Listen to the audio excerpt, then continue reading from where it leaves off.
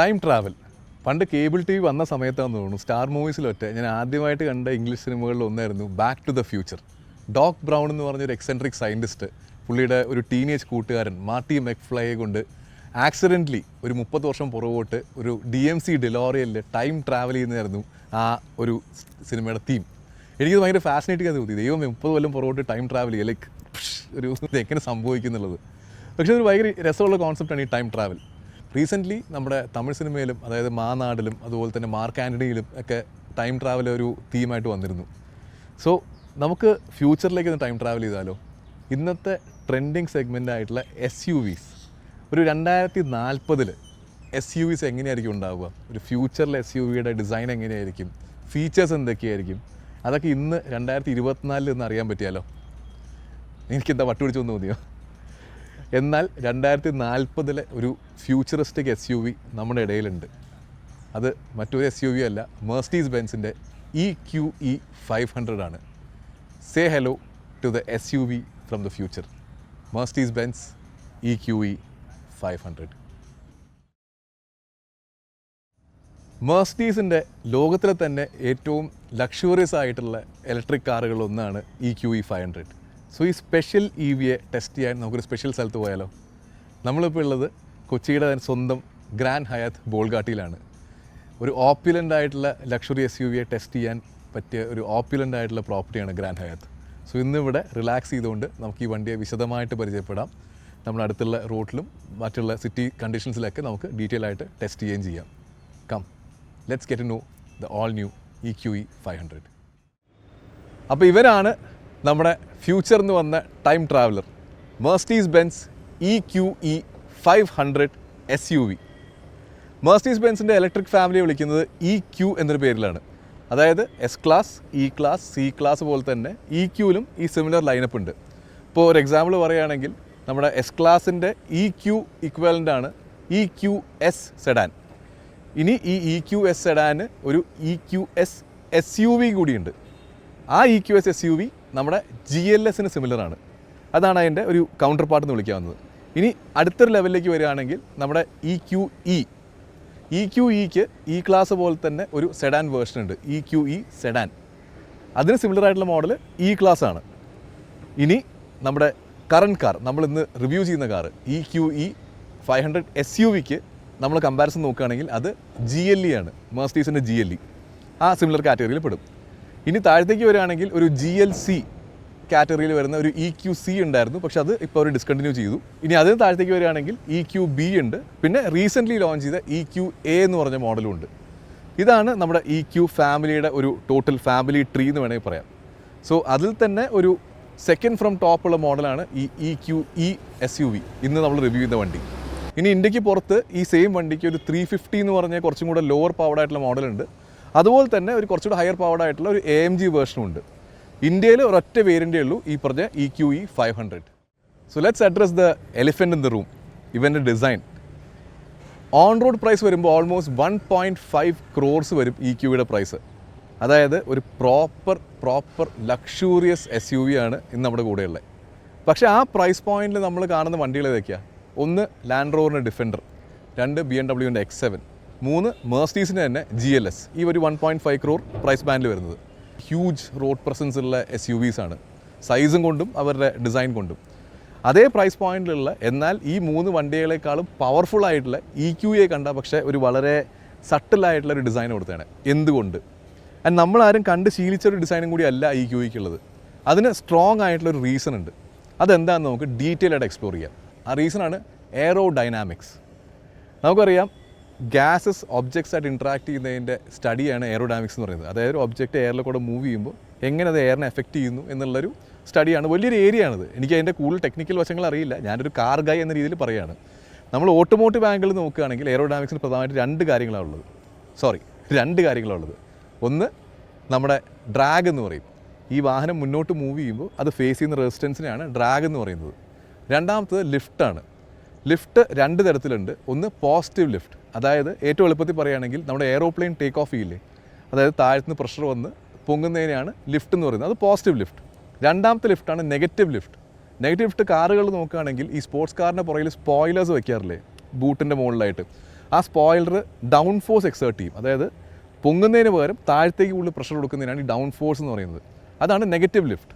So lift അവിടെ നിൽക്കട്ടെ, നമ്മളിപ്പോൾ ഡ്രാഗാണ് നോക്കേണ്ടത്. കാരണം ഇലക്ട്രിക് കാറുകൾക്ക് ഡ്രാഗാണ് കൂടുതൽ ഇമ്പോർട്ടൻറ്റ്. ഡ്രാഗിനെ നമുക്ക് കമ്പ്യൂട്ട് ചെയ്യാൻ വേണ്ടിയിട്ട് ഡ്രാഗ് കോ എഫിഷ്യൻ്റ് എന്ന് പറയുന്ന ഒരു സ്റ്റഡി ഉണ്ട്. അതായത് അതിനെ ക്വാണ്ടിഫൈ ചെയ്യാനുള്ളതാണ് ഡ്രാഗ് കോ എഫിഷ്യൻറ്റ്. എന്താണ് കോ എഫിഷ്യൻ്റ് ഓഫ് ഡ്രാഗ്? വളരെ കോംപ്ലിക്കേറ്റഡ് ആയ ടോപ്പിക്കാണ്.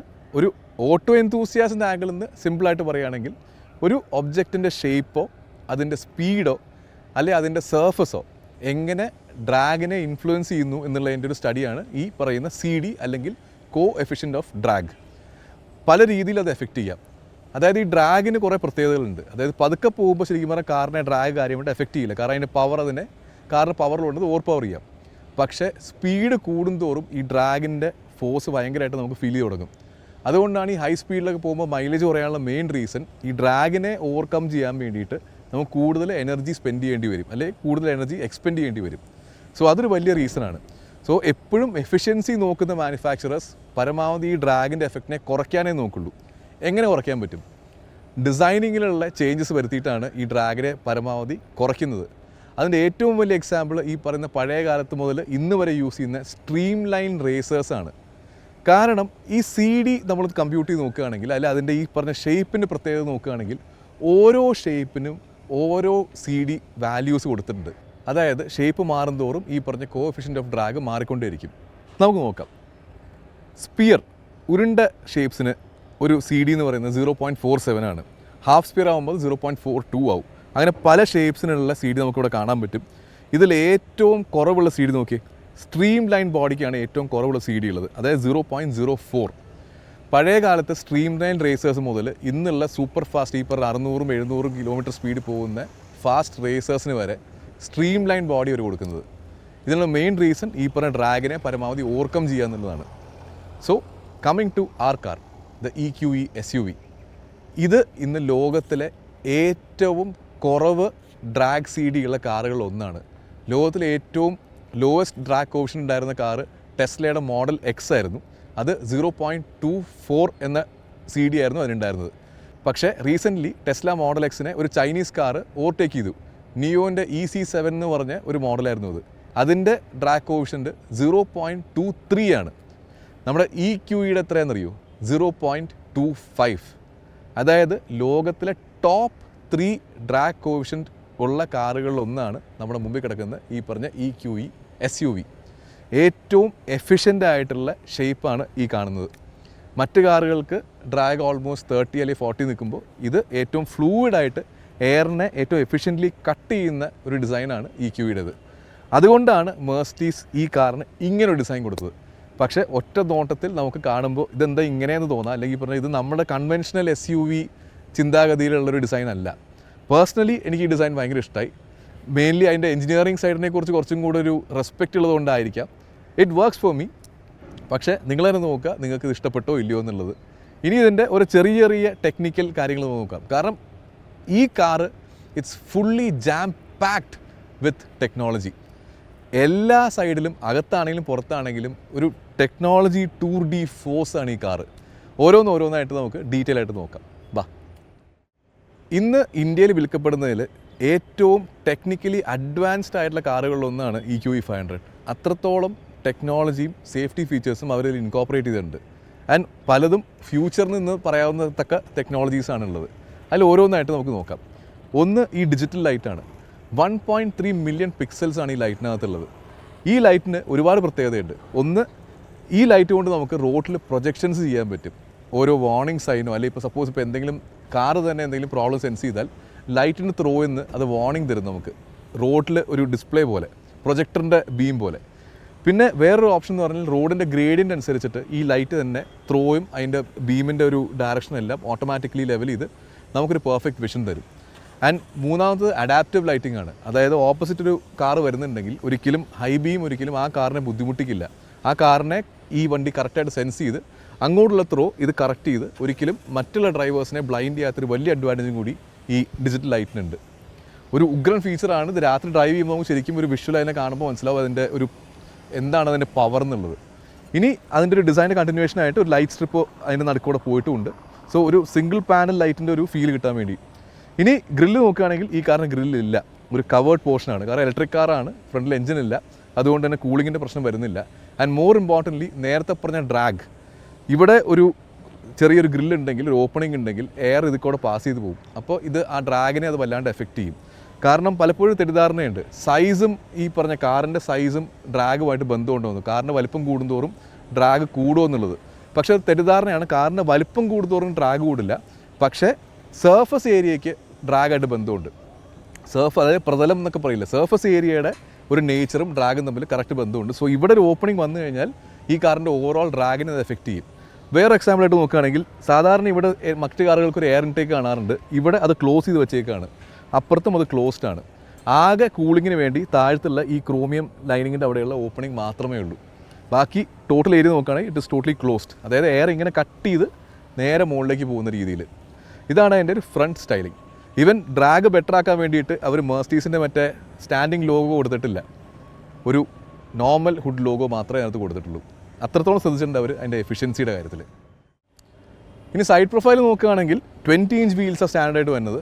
അതിൻ്റെ അലോയ് വീൽ ഡിസൈൻ നോക്കുകയാണെങ്കിൽ തന്നെ കാണാം, ഒരു ചെറിയൊരു ഇൻലേ പോലെ അവർ കൊടുത്തിട്ടുണ്ട് ഓരോ സൈഡിലും. സോ ഇതിൻ്റെ പർപ്പസ് അഗൈൻ ഡ്രാഗിനെ കുറയ്ക്കാനായിരിക്കാം. പരമാവധി സർഫസ് ഏരിയ കൂട്ടിക്കഴിഞ്ഞ് കഴിഞ്ഞാൽ നമുക്ക് ഡ്രാഗിനെ റെഡ്യൂസ് ചെയ്യാനായിട്ടുള്ള വല്ല ഡിസൈൻ ഐഡിയാസ് ആയിരിക്കും അത്. സൈഡിലേക്ക് വരികയാണെങ്കിൽ നമുക്ക് ഈ കാറിനെ അൺലോക്ക് ചെയ്യണമെങ്കിൽ പതുക്കെ ഒന്ന് തലോടിയാൽ മതി, ഡോർ ഓപ്പൺ ചെയ്ത് വരും. ഒരു സോഫ്റ്റ് ടച്ച് മതി, very gentle and sweet touch. Door open ചെയ്താൽ ചെറിയൊരു ഫുഡ് റെസ്റ്റ് അവർ കൊടുത്തിട്ടുണ്ട്. പക്ഷേ അതിൻ്റെ ആവശ്യമില്ല, കാരണം നമുക്ക് വെറുതെ കംഫർട്ടബിളി ഇങ്ങനെ തന്നെ കയറാൻ പറ്റും. ഇൻഗ്രസ് എഗ്രസ് ഒരു പ്രശ്നമേ അല്ല. ഇതിൻ്റെ ഒരു വേണമെന്നുണ്ടെങ്കിൽ നമുക്ക് ഉപയോഗിക്കാം. പക്ഷേ എനിക്കുള്ള പേഴ്സണൽ ബുദ്ധിമുട്ടെന്ന് പറഞ്ഞാൽ ഇറങ്ങുമ്പോൾ കണ്ടോ, നമ്മൾ ചവിട്ടിയില്ലെങ്കിൽ നമ്മുടെ ജീൻസിൽ അതിനകത്ത് മണ്ണ് മൊത്തം ആവും. അത് ചെറിയ പ്രോബ്ലമാണ്. സോ ഈ കാറിന് ഒരു ഫുഡ് റെസ്റ്റിൻ്റെ ആവശ്യമില്ല, അല്ലാണ്ട് തന്നെ കംഫർട്ടബിളി കയറാൻ പറ്റും. ഇനി റിയർ സെക്ഷനിലേക്ക് വരികയാണെങ്കിൽ ആ എയറോഡൈനാമിക് തീം പിന്നെയും കണ്ടിന്യൂ ചെയ്യുന്നുണ്ട്. ഒരു കർവി ആയിട്ടുള്ളൊരു റിയർ സെക്ഷനാണ് വണ്ടിക്കുള്ളത്. LED ടെയിൽ ലാംപ്സ് ആണ്, രണ്ടും ഒരു കണക്റ്റഡ് ടെയിൽ ലാംപ്സ് ആണ് ഫ്രണ്ടിലെ പോലെ തന്നെ. കാണാനൊക്കെ നല്ല രസമുണ്ട്. അതിൻ്റെ ഡിസൈൻ ആണെങ്കിലും ഇൻസേർട്സ് ആണെങ്കിലും ആ ഒരു മോഡേൺ മെർസിഡീസിൻ്റെ ആ ഒരു ലുക്ക് ശരിക്കും അവർ ഇതിനകത്ത് കൊണ്ടുവരാൻ നോക്കിയിട്ടുണ്ട്. അപ്പോൾ അതിൻ്റെ എക്സാമ്പിൾ പറയുകയാണെങ്കിൽ ഫ്രണ്ടിലെ വിൻഷീൽഡിൽ തന്നെ ഒരു മെർസിഡീസിന് അവർ എഴുതിയേക്കുന്ന ഫോണ്ട് ശരിക്കും ഭയങ്കര യൂത്ത്ഫുൾ ആയിട്ടുള്ള ഫോണ്ടാണ്. മേ ബി കുറച്ചും കൂടെ യങ്ങർ ഓഡിയൻസിനെ മെർസിഡീസിലേക്ക് കൊണ്ടുവരാനുള്ള ഒരു യൂത്ത്ഫുൾ അറ്റംപ്റ്റ് ആയിരിക്കും അത്. ഇനി ബൂട്ട് തുറക്കണമെങ്കിൽ രസമാണ്, ഈ നമ്മുടെ ലോഗോ പതുക്കെ ഒന്ന് പ്രസ് ചെയ്ത് കഴിഞ്ഞാൽ ഓട്ടോമാറ്റിക്കലി ഇലക്ട്രോണിക്കലി ബൂട്ട് ഓപ്പൺ ആവും. നമുക്കത് കീലും തുറക്കാൻ പറ്റും. അതുപോലെ തന്നെ നമ്മുടെ ജർമ്മൻ കാറുകളിൽ കാണുന്ന മറ്റേ ഫീച്ചർ ഉണ്ടല്ലോ, കാല് തുറന്നില്ല, അടഞ്ഞാ ഒന്നുകൂടെ നോക്കട്ടെ, വർക്കായി. ഇങ്ങനെ അത് ക്ലോസ് ചെയ്യാം. ഇനി നമുക്ക് അതിൻ്റെ ബൂട്ട് സ്പേസ് നോക്കാം. EQE 500ൻ്റെ ബൂട്ട് സ്പേസിൻ്റെ വലിയൊരു ചലഞ്ച് എന്ന് പറഞ്ഞാൽ ഈ സ്പെയർ വീല് തന്നെയാണ്. നമ്മുടെ നാട്ടിൽ ശരിക്കും സ്പെയർ വീൽ ആവശ്യമാണ്, അതുകൊണ്ട് നമുക്കൊന്നും പറയാൻ പറ്റില്ല. പക്ഷേ സ്പെയർ വീൽ നല്ലോണം ബൂട്ട് സ്പേസിനെ കൺസ്യൂം ചെയ്യുന്നുണ്ട്. സ്പെയർ വീൽ മാറ്റി കഴിഞ്ഞ് കഴിഞ്ഞാൽ boot space is almost 500 litres. Seat മറച്ചിട്ട് കഴിഞ്ഞാൽ ഒരു 1600 ലിറ്റർ നമുക്ക് ബൂട്ട് സ്പേസ് കിട്ടും. അപ്പോൾ അവിടെയാണ് നമ്മുടെ പുതിയ സെഗ്മെൻറ്റ്. കാരണം സാധാരണ റിവ്യൂസിലൊക്കെ നമ്മൾ ഈ പറഞ്ഞ 500 ലിറ്ററിനും 1600 ലിറ്റർ എന്നൊക്കെ പറയും. പക്ഷേ പ്രാക്ടിക്കലി നമുക്കൊരു കണക്ക് കിട്ടാറില്ല, എത്ര പെട്ടി കയറും അല്ലെങ്കിൽ എത്ര സാധനം കയറും എന്നുള്ളത്. എയർപോർട്ട് റൺ ഒരു പ്രാക്ടിക്കൽ ടെസ്റ്റാണ്. വലിയ ബാഗും അതുപോലെ തന്നെ ചെക്ക് ഇൻ ബാഗേജിൻ്റെയൊക്കെ ഒരു കളക്ഷനായിട്ട് നമുക്ക് വെച്ച് നോക്കാം എത്ര പ്രോപ്പർ ഫുൾ സൈസ് ബാഗുകൾ ഒരു കാറിൻ്റെ ബൂട്ടിൽ കയറുന്നുള്ളത്. കാരണം 500 ലിറ്റർ 1600 ലിറ്റർ എന്ന് പറഞ്ഞാൽ നമുക്കൊരു ഐഡിയ കിട്ടില്ല. ഇതാവുമ്പോൾ കൃത്യമായൊരു ധാരണ കിട്ടും എത്ര പെട്ടി കയറും.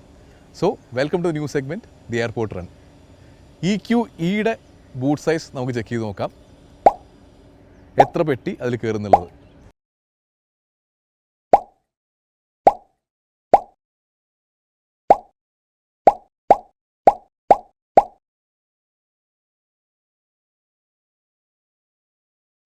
പിന്നെ എനിക്ക് ആകെ ഒരു ചെറിയ വിഷമമുള്ളതെന്ന് പറഞ്ഞാൽ ഒരു അടിപൊളി ഫീച്ചർ അവർ ഇന്ത്യയിൽ കൊണ്ടുവന്നിട്ടില്ല ഈ EQE ലോഞ്ച് ചെയ്തപ്പോൾ. EQSൽ ആ ഫീച്ചർ ഉണ്ട്, പക്ഷേ EQEയിൽ അൺഫോർച്ചുനേറ്റ്ലി അത് കൊണ്ടുവന്നിട്ടില്ല. അത് റിയർ ആക്സിൽ സ്റ്റിയറിംഗ് ആണ്. അതായത് ഈ കാറിൻ്റെ പുറത്തുള്ള വേർഷനിൽ ഈ റിയർ വീല് തിരിയുമ്പോൾ, അതായത് ഫ്രണ്ട് വീല് ഇപ്പോൾ റൈറ്റിലേക്ക് തിരിയുകയാണെങ്കിൽ ഈ വീല് ഓപ്പോസിറ്റ് ഡയറക്ഷനിലേക്ക് ഓൾമോസ്റ്റ് 10 ഡിഗ്രിയോളം അകത്തേക്ക് തിരിയും. അപ്പോൾ മറ്റേ വീല് പുറത്തേക്ക് തിരിയുകയാണെങ്കിൽ ഇത് അകത്തേക്ക് തിരിയും. അതിൻ്റെ ഗുണം എന്ന് പറഞ്ഞാൽ നമ്മുടെ ടേണിംഗ് റേഡിയസ് നല്ലോണം കുറയും. സോ അതിനെ റിയർ ആക്സിൽ സ്റ്റിയറിംഗ് എന്ന് പറയും. ആ ഫീച്ചർ അൺഫോർച്ചുനേറ്റ്ലി അവർ EQE ഇന്ത്യയിൽ ലോഞ്ച് ചെയ്തപ്പോൾ കൊണ്ടുവന്നില്ല. ഇത് അവർ പ്രീമിയം മോഡലാണ്, അത് EQE 500 ആണ്. പക്ഷേ സംഭവം ആ ഫീച്ചർ അവർ വിട്ടുകളഞ്ഞു. But that's okay. അല്ലാതെ തന്നെ ഒരുപാട് ഫീച്ചേഴ്സ് ഈ വണ്ടിയിലുണ്ട്. അതൊക്കെ കാണാൻ നമുക്കിനി ഇൻറ്റീരിയറിലേക്ക് പോവാം. ലക്ഷറി കാർസിന് ഇപ്പോൾ ഒരു ഇൻട്രസ്റ്റിംഗ് സമയമാണ്. കാരണം നേരത്തെ അതായത് 10 കൊല്ലം മുമ്പ് വരെയൊക്കെ നമുക്ക് ലക്ഷറി എന്ന് പറഞ്ഞാൽ എന്താ ലെതർ സീറ്റാണ്, ഈ പറഞ്ഞ പോലെ dual zone climate control, panoramic sunroof, അതുപോലെ അങ്ങനത്തെ നമുക്ക് ഇലക്ട്രിക് സീറ്റ്സ്, ഇതൊക്കെ ലക്ഷറി കാറുകളിൽ കാണുന്ന അല്ലെങ്കിൽ ജർമ്മൻ കാറുകളിൽ കണ്ടിരുന്ന ഫീച്ചേഴ്സാണ്. പക്ഷേ ഇന്ന് ലക്ഷറി കുറച്ച് ഡെമോക്രറ്റൈസ്ഡ് ആയി. നമ്മുടെ ഒരു 20 lakhs മുതൽ 30 lakhs ഉള്ള കാറുകളിൽ വരെ പെനോറമിക് സൺറൂഫ് ഉണ്ട്, വെന്റിലേറ്റഡ് സീറ്റ്സ് ഉണ്ട്, ഇലക്ട്രിക് സീറ്റ്സ് ഉണ്ട്. അങ്ങനെ നേരത്തെ പ്രീമിയം കാറിൽ കണ്ടിരുന്ന പല ഫീച്ചേഴ്സ് ഇന്ന് ട്രിക്കിൾ ഡൗൺ ചെയ്ത് നമ്മുടെ അഫോർഡബിൾ എന്ന് പറഞ്ഞാൽ 20 to 30 അഫോർഡബിൾ എന്ന് പറയാൻ പറ്റില്ല, എന്നാലും സ്റ്റിൽ റിലേറ്റീവ്ലി അഫോർഡബിൾ ആയിട്ടുള്ള കാറുകളിൽ വന്നു തുടങ്ങി. അപ്പോൾ ഈ പ്രീമിയം കാർസ് എങ്ങനെ ആ ഗെയിമിനെ മുന്നോട്ട് കൊണ്ടുപോകും? How do they take it to the next level? Enter air purification. എല്ലാവർക്കും ഏറ്റവും വലിയ ലക്ഷറി എന്ന് പറയുന്നത് ശുദ്ധവായുവാണ്. സോ നമ്മുടെ EQEയിൽ ഒരു പ്രോപ്പർ എയർ പ്യൂരിഫയർ ഉണ്ട്. അതായത് സാധാരണ കാറിൽ കാണുന്ന പോലെ ചെറിയ എയർ പ്യൂരിഫയർ അല്ല, ആ ഹുഡിനകത്താണ് ഇതിൻ്റെ എയർ ഫിൽറ്റർ ഇരിക്കുന്നത്, അതായത് എയർ പ്യൂരിഫയർ ഇരിക്കുന്നത്. ഒരു ഫുൾ സൈസ് ഹെപ്പ ഫിൽറ്റർ തന്നെ അതിൻ്റെ ഹുഡിനകത്തുണ്ട്. സോ ഈ സെൻറ്ററിലെ കൺട്രോൾസ് വഴി നമുക്ക് എയർ പ്യൂരിഫയറിനെ ആക്സസ് ചെയ്യാൻ പറ്റും. അതായത് ഈ കാറിനകത്തുള്ള എയർ ക്വാളിറ്റി നമുക്കറിയാൻ പറ്റും. For example external air quality പറയുന്നുണ്ട്, അതുപോലെ തന്നെ കാറിനകത്തുള്ള ഇൻറ്റേർണൽ എയർ ക്വാളിറ്റിയും പറയുന്നുണ്ട്. ഇത് PM 2.5 വരെയുള്ള നമ്മുടെ പാർട്ടിക്കുലേറ്റ് മാറ്റേഴ്സിൽ നിന്ന് നമുക്ക് പ്രൊട്ടക്ഷൻ തരും. സോ ഹയസ്റ്റ് ക്വാളിറ്റി എയർ ആയിരിക്കും ക്യാബിനകത്തുണ്ടാവുക. അതുപോലെ തന്നെ അടുത്തൊരു level luxury, so clean air, ശുദ്ധവായു ഒരു ലക്ഷറി. രണ്ടാമത്തെ ലക്ഷറി മസാജ്. ഈ കാറിൽ ഇലക്ട്രിക് സീറ്റും വെന്റിലേറ്റഡ് സീറ്റും ഉണ്ട്, അതിനൊപ്പം തന്നെ മസാജ് ഫംഗ്ഷനും ഉണ്ട്. ഈ കംഫർട്ട് എന്ന് പറഞ്ഞ മോഡിൽ പോയി കഴിഞ്ഞാൽ നമുക്ക് 8 ഡിഫറെൻറ്റ് മസാജ് സെറ്റിങ്സ് ഇതിൽ ആക്ടിവേറ്റ് ചെയ്യാൻ പറ്റും. അത് പാസഞ്ചർ സീറ്റിലും ഉണ്ട്, ഡ്രൈവർ സീറ്റിലും ഉണ്ട്. For example classic massage, wave massage, depth massage, deep workout, hot relaxing massage, ഷോൾഡറിന് വേറെ മസാജ്, ബാക്കിന് വേറെ മസാജ്. അങ്ങനെ ഒരുപാട് മസാജ് ഫീച്ചേഴ്സ് ഉണ്ട്. പിന്നെ സീറ്റിൻ്റെ ഫംഗ്ഷൻ നോക്കുകയാണെങ്കിൽ നമുക്ക് സീറ്റിൻ്റെ അഡ്ജസ്റ്റ്മെൻറ്റ്സ് ചെയ്യാം. ലംബാർ സപ്പോർട്ടും സൈഡ് ബോൾസ്റ്റേഴ്സും, അതായത് ഈ സൈഡിലെ ബോൾസ്റ്ററിങ്ങും ലംബാറും എല്ലാം നമുക്ക് ഇൻഡിവിജ്വലി ഡ്രൈവർക്കും പാസഞ്ചർക്കും വേണ്ട രീതിയിൽ നമുക്ക് ഡിജിറ്റലി വേണ്ട കറക്റ്റ് സെറ്റിങ്ങിലേക്ക് കൊണ്ടുപോയി നിർത്താൻ പറ്റും. സോ ഹൈലി കസ്റ്റമൈസബിൾ ആണ്. Again next level luxury depending on the comfort. ഇനി ഇതിലൊരു ഇൻട്രസ്റ്റിംഗ് ഫീച്ചർ ഉണ്ട്, പൊസിഷൻ സീറ്റ് ഓട്ടോമാറ്റിക്കലി. നമ്മുടെ ഹൈറ്റ്, അതായത് ഇപ്പോൾ എൻ്റെ ഹൈറ്റ് 175 centimeters ആണ്. അപ്പോൾ ഞാൻ എൻ്റെ ഹൈറ്റ് എൻ്റർ ചെയ്ത് കൊടുത്തിട്ട് സ്റ്റാർട്ട് പൊസിഷനിങ് കൊടുത്തു കഴിഞ്ഞാൽ കാറ് തന്നെ എൻ്റെ ഐഡിയൽ സീറ്റിംഗ് പൊസിഷനിലേക്ക് സ്റ്റിയറിങ്ങും സീറ്റിനെയും അഡ്ജസ്റ്റ് ചെയ്യും. സോ ഏറ്റവും സേഫ് ആയിട്ടുള്ള ഏറ്റവും പെർഫെക്റ്റ് ആയിട്ട് ഡ്രൈവിംഗ് പൊസിഷനിലേക്ക് കാറ് തന്നെ ഓട്ടോമാറ്റിക്കലി നമ്മളെ കൊണ്ടുവരും. അതൊക്കെയാണ് ഇതിൻ്റെ കസ്റ്റമൈസേഷൻ്റെ, ഞാൻ നേരത്തെ പറഞ്ഞ ലക്ഷറിയുടെ ഒരു സ്പെഷ്യൽ ഫീച്ചേഴ്സ്. എല്ലാം സ്റ്റിയറിംഗ് വഴി ആക്സസ് ചെയ്യാൻ പറ്റും. പനോറമിക് സൺറൂഫിൽ തന്നെ എല്ലാം ടച്ച് സെൻസിറ്റീവ് ആണ്. നമ്മൾ പതുക്കെ ഒന്ന് സ്ലൈഡ് ചെയ്താൽ മതി, നമ്മൾ ബട്ടണും പരിപാടി ഒന്നുമില്ല. നമ്മൾ നോക്കിക്കഴിഞ്ഞാൽ ഈ കാറിൽ ഒരൊറ്റ ബട്ടണില്ല, എല്ലാം ഡിജിറ്റലാണ്. And here comes the party trick. നമ്മുടെ 90s കിഡ്സിൻ്റെ ഒരു നല്ല സ്വീറ്റ് ആയിട്ടുള്ള നൊസ്റ്റാൾജിയ ഉണ്ട്. നമ്മുടെയൊക്കെ ചെറുപ്പകാലത്ത് ഒരു ഫേമസ് സിനിമ ഉണ്ടായിരുന്നു, ശ്രീകൃഷ്ണപുരത്ത് നക്ഷത്രത്തിളക്കം എന്ന് പറഞ്ഞിട്ട്. അതിൽ ബിന്ദു പണിക്കരുടെയൊക്കെ പെർഫോമൻസ് എന്ന് പറഞ്ഞാൽ ഇന്ന് കാണുമ്പോഴും നമ്മൾ ഇരുന്ന് ചിരിച്ചു പോകും. അതിൽ ഒരു ഫേമസ് സീനുണ്ട്, ബിന്ദു പണിക്കർ നഗ്മോട് പറയുന്നത് ഞങ്ങളുടെ ടി വി 50 ഇഞ്ചാ. കാരണം അന്നത്തെ കാലത്ത് നമ്മുടെ വീട്ടിലെ മാക്സിമം സൈസ് എന്ന് പറയുന്നത് 29 ഇഞ്ച് ടി വി ആയിരുന്നു. അപ്പോൾ അന്ന് 50 ഇഞ്ച് എന്ന് പറഞ്ഞാൽ ഒരു വലിയ ഫിഗർ ആയിരുന്നല്ലോ. ഇന്നിപ്പോൾ 50 ഇഞ്ച് ടി വി ഒക്കെ ഉണ്ട്. പക്ഷേ ഒരു രസമുള്ള കാര്യം കാണിച്ചു തരട്ടെ. ഇതാണ് മെർസിഡീസ് ബെൻസിൻ്റെ ഹൈപ്പർ സ്ക്രീൻ. ഇത് 3 സ്ക്രീനാണ്. ഒരു ഡ്രൈവർ സ്ക്രീൻ ഉണ്ട്, ഒരു സെൻട്രൽ സ്ക്രീൻ ഉണ്ട്, ഒരു പാസഞ്ചർ സ്ക്രീൻ ഉണ്ട്. ഈ 3 സ്ക്രീനിൻ്റെയും കൂടെ കമ്പൈൻഡ് സൈസ് എത്രയാണെന്ന് അറിയോ? 52 ഇഞ്ചസ്. അതായത് ബിന്ദു പണിക്കർ എന്ന് പറഞ്ഞാൽ 50 ഇഞ്ച് ടി വിയേക്കാളും 2 ഇഞ്ച് കൂടുതലാണ് ഒരു കാറിനകത്തുള്ള സ്ക്രീനിന്. ഇത് ഒരു ഗംഭീര ഫീച്ചറാണ്. ഒരു സിംഗിൾ ഗ്ലാസ് പെയിനാണ് ഈ 3 സ്ക്രീനും കൂടെ കവർ ചെയ്ത് ഒറ്റ മൊഡ്യൂളാക്കി നിർത്തിയേക്കുന്നത്. സോ ഡ്രൈവർ സ്ക്രീനിൻ്റെ സൈസ് നോക്കുകയാണെങ്കിൽ അത് ഏകദേശം 12.8 ഇഞ്ച് വരും. ഇനി സെൻട്രൽ സ്ക്രീൻ നോക്കുകയാണെങ്കിൽ അത് 17.7 ഇഞ്ച് വരും. ഇനി ആ പാസഞ്ചർ സീറ്റ് നോക്കുകയാണെങ്കിൽ അത് ഏകദേശം പിന്നെ ഒരു 12.8 ഇഞ്ച് വരും. അങ്ങനെ 3 ഹൈ റെസൊല്യൂഷൻ സ്ക്രീൻസാണ്, നല്ല ക്ലാരിറ്റിയാണ്. ആൻഡ് ഒരു ആപ്പിൾ ഫോൺ യൂസ് ചെയ്യുന്നവർ അല്ലെങ്കിൽ ഒരു നല്ലൊരു Android premium Android phone use ചെയ്യുന്ന ഫീലാണ് ഇതിൻ്റെ ടച്ച് സെൻസിറ്റിവിറ്റിക്ക്. ഇനി മ്യൂസിക് സിസ്റ്റത്തിലേക്ക് വരികയാണെങ്കിൽ ബർമിസ്റ്ററിൻ്റെ 710 വാട്ടുള്ള 15 സ്പീക്കർ സിസ്റ്റമാണ് ഇതിനകത്തുള്ളത്. അതും ഇതിലൊരു സ്പേഷ്യൽ ഓഡിയോ എന്നൊരു ഫീച്ചർ ഉണ്ട്. നമുക്ക് പാട്ടൊക്കെ ശരിക്കും ഫ്ലോട്ട് കിടക്കുന്നൊരു ഫീല്. സാധാരണ കാറുകളിലൊക്കെ നമുക്ക് ആ സ്പീക്കറിൽ നിന്ന് കിട്ടുന്ന കറക്റ്റ് പിൻ പോയിൻറ്റ് ചെയ്യാൻ പറ്റും. പക്ഷേ ഇതിലങ്ങനെയല്ല. ഈ 15 സ്പീക്കർ ഉള്ളതുകൊണ്ട് എവിടെ നിന്നാണ് സൗണ്ട് വന്നതെന്ന് നമുക്ക് കറക്റ്റ് ഒരു സ്പോട്ട് ചെയ്യാൻ പറ്റില്ല. നമുക്ക് അതെനിക്ക് എങ്ങനെ അത് എക്സ്പ്ലെയിൻ ചെയ്യണമെന്ന് അറിയില്ല. ലിറ്ററലി ഇതിലിങ്ങനെ സൗണ്ടിങ് ഇങ്ങനെ ഫ്ലോട്ട് ചെയ്യണ ഒരു ഭയങ്കര ഒരു എക്സ്പീരിയൻസ് അത്. എപ്പോഴെങ്കിലും ഒരു EQEയിൽ കയറുകയാണെങ്കിൽ അത് എന്തായാലും എക്സ്പീരിയൻസ് നോക്കണം, ഈ പറഞ്ഞ സ്പേഷ്യൽ ഓഡിയോ. വേറെ ഫീച്ചർ എന്ന് പറയാനായിട്ട് മെർസിഡീസ് ബെൻസ് EQ സസ്റ്റൈനബിലിറ്റിക്ക് ഒരുപാട് വാല്യൂ കൊടുക്കുന്നുണ്ട്. ഇതിൻ്റെ ലെതറെല്ലാം മാൻ മെയ്ഡ് ലെതറാണ്, സസ്റ്റൈനബിൾ ആവാൻ വേണ്ടിയിട്ട്. പിന്നെ ഈ സെൻട്രൽ കൺസോളിലെ ഈ ഒരു വുഡ് ഇൻസേർട്ട് ആണെങ്കിൽ നല്ലൊരു ഫിനിഷ് ഉണ്ട്, ഒരു നല്ലൊരു റഫ് ഫിനിഷുള്ളൊരു വുഡ് ഇൻസേർട്ട്സ് അതിനകത്ത് വന്നേക്കണത്. അതിൽ തന്നെ ഒരു അലൂമിനിയത്തിൻ്റെ ഇൻസേർട്ട് കൊടുത്തിട്ടുണ്ട്, മെർസിഡീസിൻ്റെ ലോഗോ. സോ നല്ലൊരു പ്രീമിയം ഫീൽ നമുക്ക് കിട്ടുന്നുണ്ട്. ഈ ഡാഷ്ബോർഡിൻ്റെ മുകളിലത്തെ ഈ ലെതറിൻ്റെ ഫിനിഷ് ആണെങ്കിലും നല്ലൊരു പ്രീമിയം ഫീലാണ്. ആംറസ്റ്റിന് അവിടെ ഒരു ചെറിയൊരു കർവേച്ചർ വന്നിട്ടുണ്ട് നമുക്ക് കൈ റെസ്റ്റ് ചെയ്യാനായിട്ട് കറക്റ്റായിട്ട്. സോ നമ്മൾ ഡ്രൈവ് ചെയ്യുമ്പോഴൊക്കെ കൈ അതിന് അകത്തേക്ക് വെച്ച് കംഫർട്ടബിളി റെസ്റ്റ് ചെയ്യാൻ പറ്റും. സോ വെൽ ഡിസൈൻഡ് ആയിട്ടുള്ള ഒരു ഇൻറ്റീരിയറാണ്. It's very comfortable and cosy. And features ഒരു ടൺ ഉണ്ട്. ഇനി പറയാത്ത 1-2 ഫീച്ചേഴ്സ് ഉണ്ട്. അതിൻ്റെ സെൻട്രൽ കൺസോളിലുള്ള ഈ ഓഫ് റോഡ് മോഡാണ്. ഈ കാർ കൊണ്ട് ആരും ഓഫ് റോഡ് പോകാൻ പോകണമെന്ന് എനിക്കറിയില്ല. പക്ഷേ അതിൽ തന്നെ നമുക്ക് ഈ പറഞ്ഞ പിച്ചിൻ്റെ ആംഗിളും ഏത് ആംഗിളിലാണ് കിടക്കുന്നത്, സസ്പെൻഷൻ്റെ എയർമാറ്റിക്കിൻ്റെ ഓരോ സെറ്റിങ്സും, അതുപോലെ തന്നെ ടയർ ടെമ്പറേച്ചർ, എല്ലാ കാര്യങ്ങളും നമുക്ക് കാണാൻ പറ്റും. ഒന്ന് ഇതിൻ്റെ EQ ആപ്പാണ്. അതായത് EQ നോക്കിക്കഴിഞ്ഞാൽ നമുക്ക് ബാറ്ററിയുടെ എല്ലാ കാര്യങ്ങളും, റേഞ്ചും ചാർജിങ്ങും കൺസംഷനും എല്ലാം കാണാൻ പറ്റും. ആൻഡ് അതുപോലെ തന്നെ നമുക്ക് എഫിഷ്യൻ്റ്ലി ഡ്രൈവ് ചെയ്യണമെന്നുണ്ടെങ്കിൽ ഇതിൻ്റെ മിനിമം റേഞ്ചും മാക്സിമം റേഞ്ചും അനുസരിച്ച് നമുക്ക് വേണ്ടാത്ത ഫീച്ചേഴ്സിനെ വേണമെങ്കിൽ ഓഫ് ആക്കി വെക്കുകയും ചെയ്യാം. അതിനുള്ള ഒരു ഫെസിലിറ്റിയും കൂടെ ഉണ്ട് ഈ റേഞ്ചിനെ മാക്സിമൈസ് ചെയ്യാൻ വേണ്ടി. സോ എല്ലാം ഡിജിറ്റൽ കൺട്രോൾസ് ആണ്. ഞാൻ നേരത്തെ പറഞ്ഞില്ലേ ഇത് കാർ ഫ്രം ദ ഫ്യൂച്ചറാണ്. ഇപ്പോൾ ഇതിന് ഡിസ്പ്ലേ കണ്ടോ, ഡാഷ് കണ്ടോ, ഒരൊറ്റ ബട്ടണില്ല, കംപ്ലീറ്റ് ഗ്ലാസ് ആണ്, കംപ്ലീറ്റ് ടച്ച് കൺട്രോൾസ് ആണ്. ഇതാണ് ഇന്നത്തെ കാറുകളും പോകുന്ന ഫ്യൂച്ചർ. ഇന്നത്തെ ഈ പറഞ്ഞ 20-30 ലാക്സിൻ്റെ കാറുകൾ നോക്കിയാൽ നമുക്ക് കാണാൻ പറ്റും സ്ക്രീനുകളുടെ വലിപ്പം വലുതായി വന്നുകൊണ്ടിരിക്കുകയാണ്. എന്തുകൊണ്ടാണ് അത്? അവർ അബദ്ധത്തിൽ ചെയ്യുന്ന കാര്യമൊന്നുമല്ല, ഒരു ഡെലിബറേറ്റ് മൂവാണ്. പതുക്കെ ഈ ഒരു ഫുള്ളി ഡിജിറ്റൽ ഡിസ്പ്ലേയിലേക്ക് മാറാനുള്ള അവരുടെ സ്ലോ മൂവാണ്. മെർസിഡീസ് ഒരു 15 കൊല്ലം മുമ്പേ അവിടെ എത്തിയത് മാത്രമേ ഉള്ളൂ. സോ ശ്രദ്ധിച്ച് നോക്കിക്കോ, 2040 കാറിൻ്റെ ക്യാബിൻ ഏകദേശം ഇതുപോലെ ഇരിക്കും. ഈ രാത്രിയാകുമ്പോഴത്തേക്കും ഈ ഫുൾ ഫ്രണ്ട് ഡിസ്പ്ലേയിൽ ഈ ആംബിയൻ ലൈറ്റിംഗ് ഓണാവും ഡോർസിൽ വരെ. അപ്പോൾ ഭയങ്കര ഒരു റിച്ച് ഫീലിംഗ് ആണ് ഈ ക്യാബിനകത്ത്. അത് നമുക്ക് ഇഷ്ടമുള്ള രീതിയിൽ മോണോക്രോമിലോ അല്ലെങ്കിൽ ഈ പറഞ്ഞ മൾട്ടി കളറായിട്ടോ എങ്ങനെ വേണമെങ്കിൽ നമുക്ക് കസ്റ്റമൈസ് ചെയ്തെടുക്കുകയും ചെയ്യാം. സോ രാത്രി ഈ കാർ ഡ്രൈവ് ചെയ്യാൻ പ്രത്യേക ഒരു രസമാണ്. ഇതിൻ്റെ ഈ ഹൈപ്പർ സ്ക്രീൻ ഡിസ്പ്ലേയും ഈ ആംബിയൻ ലൈറ്റിംഗ് എല്ലാം കൂടെ ആയിട്ട് ഇറ്റ്സ് ജസ്റ്റ് ബ്യൂട്ടിഫുൾ. ഒരു പ്രോപ്പർ ഫ്യൂച്ചറിലുള്ള ഒരു കാർ ഓടിക്കുന്നൊരു ഫീലാണ് നമ്മുടെ EQE SUV ഓടിക്കുമ്പോൾ. ഇനി ആംപിളായിട്ടുള്ള സ്റ്റോറേജ് സ്പേസ് ഈ കാറിനുണ്ട്. ആദ്യത്തെ ഡോർ പാഡ് തന്നെ നോക്കുകയാണെങ്കിൽ ഒരു 1 ലിറ്ററിൻ്റെ ബോട്ടിൽ സുഖമായിട്ട് അതിനകത്തിരിക്കും. നല്ല ആംപിൾ സ്റ്റോറേജ് സ്പേസ് ആണ് ഡോറിനുള്ളത്. ഇനി സെൻട്രൽ കൺസോളിലേക്ക് വരികയാണെങ്കിൽ സെൻട്രൽ ടണൽ ഇല്ലാത്തതുകൊണ്ട് അവിടെ ഒരു ചെറിയൊരു സ്റ്റോറേജ് സ്പേസ് അവർ പ്രൊവൈഡ് ചെയ്തിട്ടുണ്ട്. അത്യാവശ്യം സ്പേഷ്യസ് ആണ്, ചെറുതല്ല. അതിന് ഒരു ചെറിയൊരു സ്ട്രാപ്പ് കൊടുത്തിട്ടുണ്ട്. എന്തെങ്കിലും ഇപ്പോൾ സപ്പോസ് ഇപ്പോൾ ഹാൻഡ് ബാഗോ അങ്ങനെ വല്ലതും വെക്കുകയാണെങ്കിൽ ആ സ്ട്രാപ്പ് ഇത് സേഫായിട്ട് അതിൻ്റെ അടിയിൽ ഇരുന്നോളും. സെൻട്രൽ കൺസോളിലും ഒരു വുഡ് ഫിനിഷുള്ള അതിൻ്റെ അടിയിൽ ഒരു സ്റ്റോറേജ് സ്പേസ് പ്രൊവൈഡ് ചെയ്തിട്ടുണ്ട്. 2 കപ്പ് ഹോൾഡേഴ്സ് ഉണ്ട്. ആ കപ്പ് ഹോൾഡേഴ്സ് നമുക്ക് ഇഷ്ടമുള്ള രീതിയിൽ മാറ്റാം. അല്ല ഇനി വേണ്ടാന്നുണ്ടെങ്കിൽ നമുക്ക് അഴിച്ച് മാറ്റുകയും ചെയ്യാം. ആ ഒരു കസ്റ്റമൈസേഷനും അവർ പ്രൊവൈഡ് ചെയ്തിട്ടുണ്ട്. പിന്നെ ഉള്ളത് ഇതിൻ്റെ സെൻട്രൽ കൺസോളാണ്. അതും അത്യാവശ്യം ഡീപ്പായിട്ടുള്ള ഒരു ഗ്ലവ് ബോക്സ് സ്റ്റോറേജ് ആണ്. സ്റ്റോറേജിന് ഒരിക്കലും കോംപ്രമൈസ് ഉണ്ടാവില്ല നമ്മുടെ EQEയിൽ. അത്യാവശ്യം അടുത്ത കാലത്ത് ഞാൻ കണ്ട വണ്ടികളിൽ ഏറ്റവും നല്ല സ്റ്റോറേജ് പ്രൊവിഷൻ ഉള്ളത് ഈ വണ്ടിയിലാണ്. കംഫർട്ടബിൾ ആയിട്ടുള്ള റിയർ സീറ്റാണ് നമ്മുടെ EQEക്ക് ഉള്ളത്. ഇപ്പോൾ ലെഗ് റൂം നോക്കിയാൽ അറിയാം. ഇതിപ്പോൾ എൻ്റെ നോർമൽ എൻ്റെ പൊസിഷനിലാണ് സീറ്റ് വെച്ചേക്കണേ. ഇത്രയും ലെഗ് റൂം വരുന്നുണ്ട്. കാലാണെങ്കിലും അവിടെ റേസ്ഡ് ആയിട്ടൊന്നുമില്ല, ഫ്ലാറ്റ് ഫ്ലോറാണ്.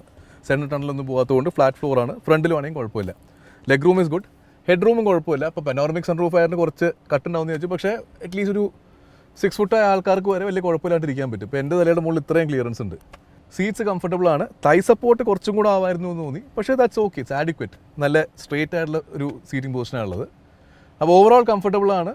പിന്നെ എയർ ക്വാളിറ്റി നല്ലതാണ്. എയർ പ്യൂരിഫയർ ഉള്ളതുകൊണ്ട് നമുക്കിവിടെ ഡിസ്പ്ലേ കാണാം. അത്യാവശ്യം നല്ല ഒരു പീസ്ഫുൾ പ്ലേസ് ടു ബി. ആംറസ്റ്റും നല്ല ലെവലായതുകൊണ്ട് അതും സുഖമുണ്ട്. ഇനി നമുക്ക് ഇവനെ ഒന്ന് ഓടിച്ച് നോക്കാം. Driving impression come. നമുക്കിനി EQEയുടെ ഡ്രൈവിംഗ് ഇംപ്രഷൻസ് നോക്കാം. 5 കാര്യങ്ങളാണ് നോക്കേണ്ടത്: battery, range, performance, comfort and safety. 5 parameters നോക്കാം. ആദ്യം നമുക്ക് ബാറ്ററി തന്നെ നോക്കാം. EQEയുടെ മെയിൻ കോമ്പറ്റീറ്റേഴ്സ് എന്ന് പറയുന്നത് ഒന്ന് BMWൻ്റെ iX ആണ്, മറ്റത് ഓഡിയുടെ e-tron ആണ്, പിന്നെ ഒന്നുള്ളത് ജാഗ്വാറിൻ്റെ I-Pace ആണ്.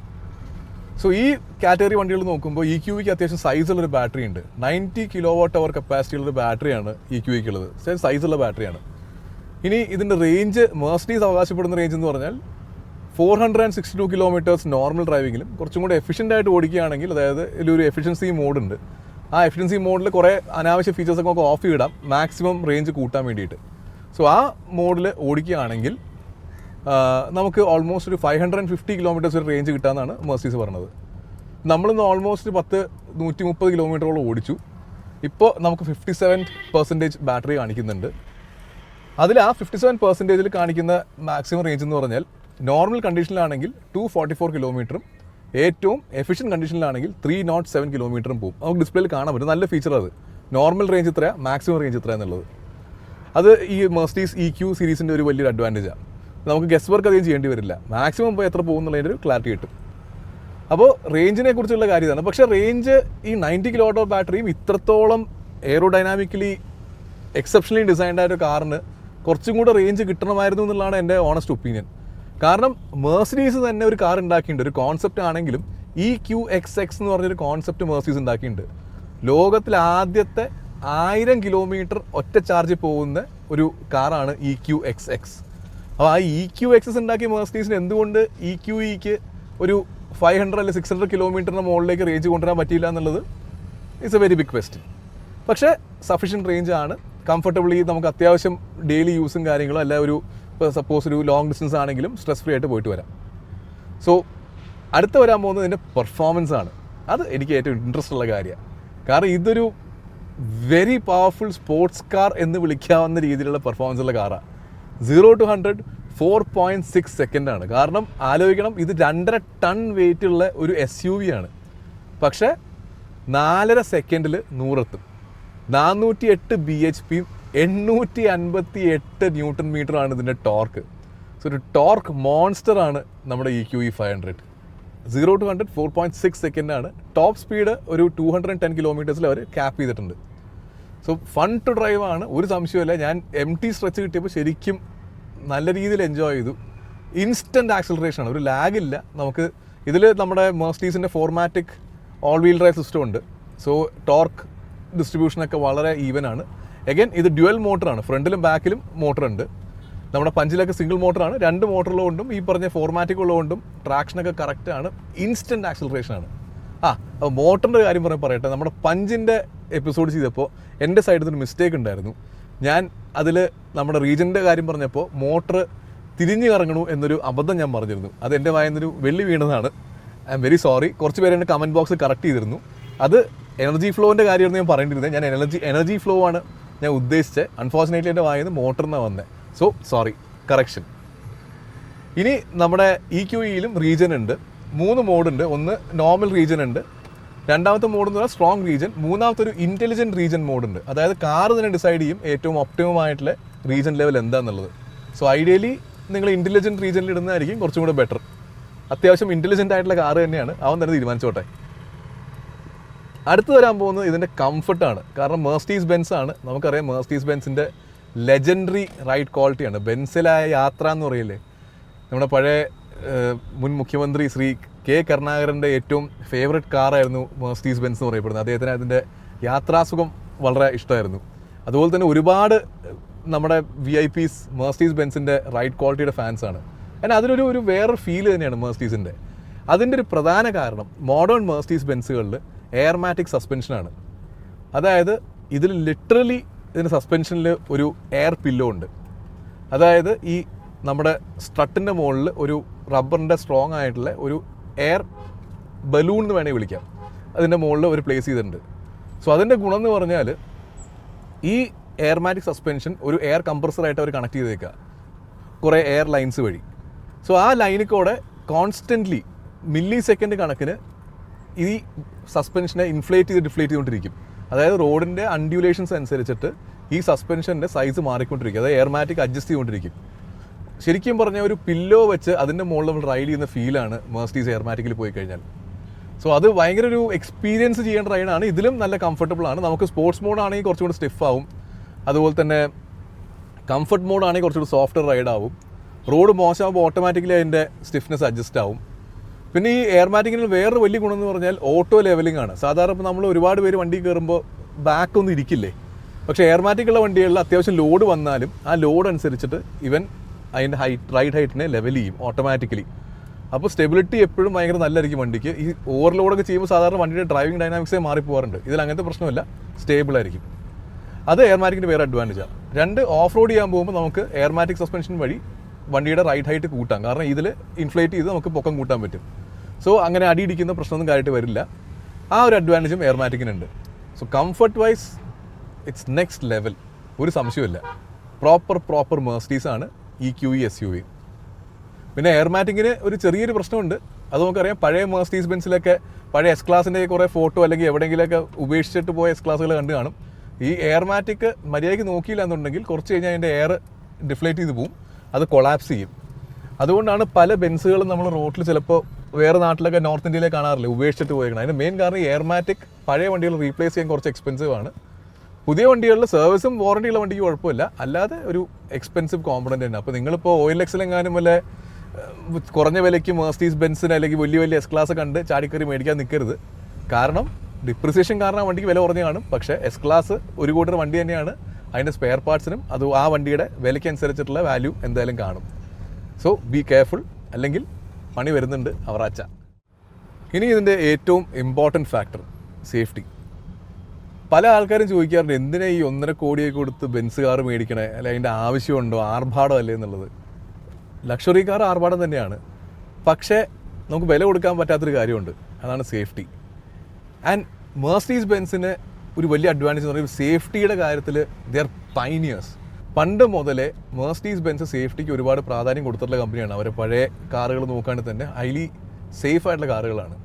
സോ ഇന്നും സേഫ്റ്റി അവരുടെ വലിയൊരു സ്ട്രെങ്ത് തന്നെയാണ്. ഈ കാറിൽ 9 എയർ ബാഗ്സ് ഉണ്ട്.